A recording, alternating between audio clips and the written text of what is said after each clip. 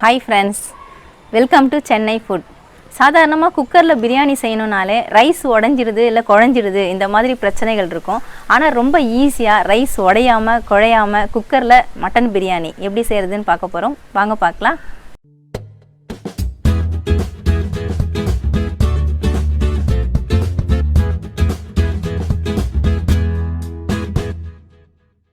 Mutton biryani செய்கிறதுக்காக நான் அடுப்பு ஆன் பண்ணிவிட்டு அடுப்பில் குக்கர் பாத்திரம் தாங்க வச்சுருக்கேன். நான் குக்கரில் தான் மட்டன் பிரியாணி செய்ய போகிறேன்.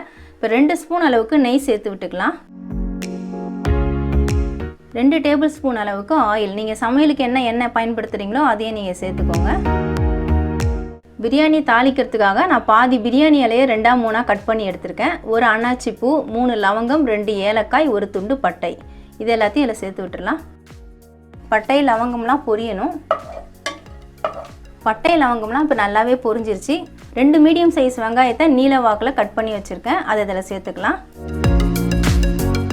கூடவே 2 பச்சை மிளகாய் நான் 2ஆக கீறி வச்சுருக்கேன், அதையும் இதில் சேர்த்து விட்டுறேன். வெங்காயம் நல்லா வதங்கணும், நல்லா கலர் மாறுற அளவுக்கு வதங்கணும்.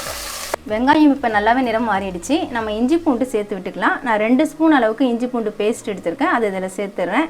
இஞ்சி பூண்டு பச்சை வாசனை போகிற வரைக்கும் வதக்கிக்கோங்க. இஞ்சி பூண்டு பச்சை வாசனை போகிற அளவுக்கு நல்லா வதக்கிட்டாங்க. இப்போ தக்காளியை சேர்த்து விட்டுக்கலாம். நான் 2 மீடியம் சைஸ் தக்காளியை நீல வாக்கில் கட் பண்ணி எடுத்திருக்கேன், அதையும் இதில் சேர்த்துக்கலாம். தக்காளியும் நல்லா வதங்கணும்.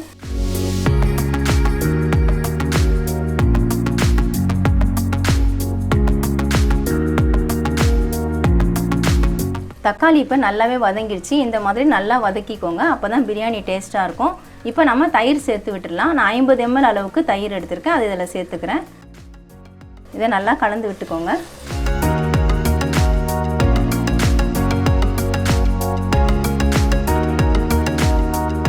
தயிரை சேர்த்துட்டு நல்லா மிக்ஸ் பண்ணி விட்டாச்சுங்க. இப்போ மசாலா பொருள்லாம் சேர்த்துக்கலாம். அடுப்பை சிம்மில் வச்சுக்கோங்க. நான் 1 ஸ்பூன் அளவுக்கு ரெட் சில்லி பவுடர் எடுத்திருக்கேன், தனி மிளகாய் தூள் தான் எடுத்திருக்கேன், அதை இதில் சேர்த்து விட்டுக்கலாம். 1/2 ஸ்பூன் மஞ்சள் பொடி, அதையும் சேர்த்துக்கலாம்.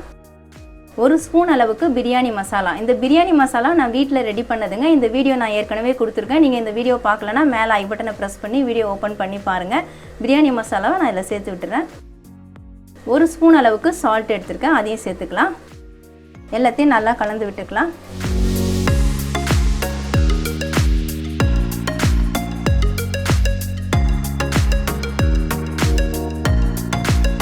மசாலா சேர்த்துட்டு நல்லா கலந்து விட்டுட்டேங்க. பாருங்கள், எண்ணெய் நல்லா பிரிஞ்சு வருது. இந்த சமயத்தில் கொஞ்சமாக புதினா இலை சேர்த்துக்கலாம், கொஞ்சமாக கொத்தமல்லி தழை, அதையும் சேர்த்துக்கலாம். ஒரு முறை கலந்து விட்டுக்கலாம். சேர்த்து விட்ட புதினா கொத்தமல்லி ரெண்டையுமே நான் மசாலாவோடு சேர்த்து நல்லா மிக்ஸ் பண்ணிட்டேங்க. இப்போ மட்டன் சேர்த்து விட்டுக்கலாம்.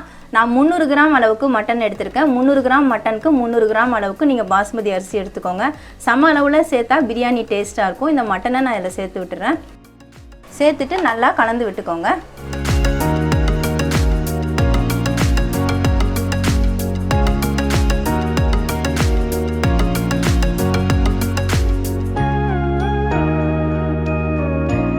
மட்டன் நல்லா மசாலாவில் கோட் ஆக்குற மாதிரி நல்லா பரட்டி விட்டுட்டேங்க. இப்போ மட்டன் வேகிறதுக்காக நம்ம 1 டம்ளர் அளவுக்கு தண்ணி சேர்த்து விட்டுக்கலாம்.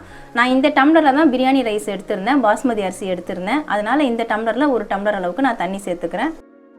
ஒரு முறை கலந்து விட்டுக்கலாம். இப்போ குக்கர் மூடியை போட்டு விட்டுக்கலாம். குக்கரில் கேஸ்கட் போட்டுக்கோங்க. மேலே வெயிட் போட்டுக்கலாம்.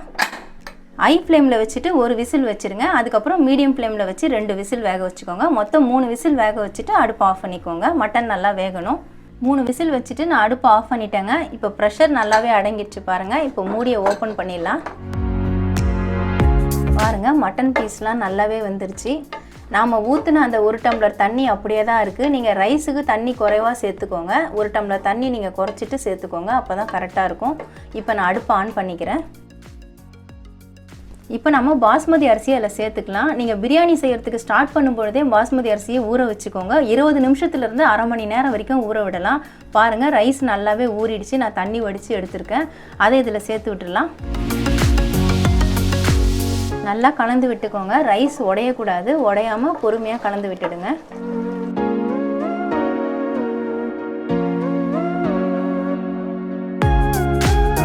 இப்போ பிரியாணிக்கு தேவையான அளவு தண்ணி சேர்த்து விட்டுடலாம். நான் இந்த டம்ளரில் 2 டம்ளர் அளவுக்கு ரைஸ் எடுத்தேங்க, பாஸ்மதி அரிசி. ஏற்கனவே 1 டம்ளர் அளவுக்கு தண்ணி நம்ம மட்டன் வேக வைக்கிறதுக்கு சேர்த்துட்டோம். அந்த தண்ணி அப்படியே தான் இருக்குது. இன்னும் 2 டம்ளர் சேர்த்துக்கிட்டா போதும். 1 டம்ளர் அரிசிக்கு 1.5 டம்ளர் அளவுக்கு தண்ணி சேர்த்துக்கோங்க, கரெக்டாக இருக்கும். 2 டம்ளர் அரிசிக்கு 3 டம்ளர் தண்ணி சேர்க்கணும். நான் 2 டம்ளர் சேர்த்துருக்கேன். ஏற்கனவே கறி வேக வச்ச தண்ணியோடு சேர்த்து 3 டம்ளர் இருக்குது. நல்லா கலந்து விட்டுக்கோங்க. உப்பு காரம்லாம் சரியாக இருக்கான்னு பார்த்துக்கோங்க. அப்படி போதலைன்னா நீங்கள் சேர்த்து விட்டுக்கலாம். தண்ணி சேர்த்துட்டு நல்லா கலந்து விட்டுட்டேங்க. இப்போ கொஞ்சமாக புதினா இலை சேர்த்து விட்டுடலாம், கொஞ்சமாக கொத்தமல்லி தழை. இப்போ நம்ம குக்கரை மூடி போட்டு விட்டுடலாம். குக்கரில் கேஸ்கெட் போட்டுக்கோங்க. மீடியம் ஃப்ளேமில் வச்சு ஒரு விசில் வச்சுட்டு ஆஃப் பண்ணிவிடுங்க. ப்ரெஷர் அடங்கினதுக்கப்புறம் ஓப்பன் பண்ணால் பிரியாணி ரெடி ஆகிடும். நான் மீடியம் ஃப்ளேமில் வச்சு ஒரு விசில் வந்த உடனே அடுப்பு ஆஃப் பண்ணிட்டேங்க. இப்போ ப்ரெஷர்லாம் நல்லாவே அடங்கிடுச்சு. இது பாருங்கள், நான் வெயிட்டை ரிமூவ் பண்ணிட்டேன். ஓப்பன் பண்ணி பார்க்கலாம். பாருங்கள், பிரியாணி சூப்பராக ரெடியாக இருக்குது. மீடியம் ஃப்ளேமில் வச்சு ஒரே ஒரு விசில் தான் நான் வேக வச்சேன். பாருங்கள், சூப்பராக வெந்திருக்குது. ரைஸ்லாம் உடையாமல் நல்லா வெந்திருக்கு பாருங்கள். நீங்கள் கரண்டியில் கலரும் பொழுது ரைஸ் உடையாமல் பொறுமையாக கலரி விட்டிங்கன்னா நல்லாயிருக்கும். அவ்வளவுதாங்க, அருமையான மட்டன் பிரியாணி ரெடி ஆகிடுச்சு. ரொம்ப ஈஸியாக இந்த மட்டன் பிரியாணியை ரெடி பண்ணிடலாம். குக்கரில் செஞ்சால் நிறைய பேருக்கு பிரியாணி குழஞ்சிடுது, ரைஸ் எல்லாம் குழஞ்சிடுது, அந்த மாதிரி பயப்படுவீங்க. இந்த மெத்தடில் நீங்கள் செஞ்சிங்கன்னா பிரியாணி ரைஸ் கண்டிப்பாக குழையாதுங்க. ரைஸ் ஒன்று கூட உடையாது.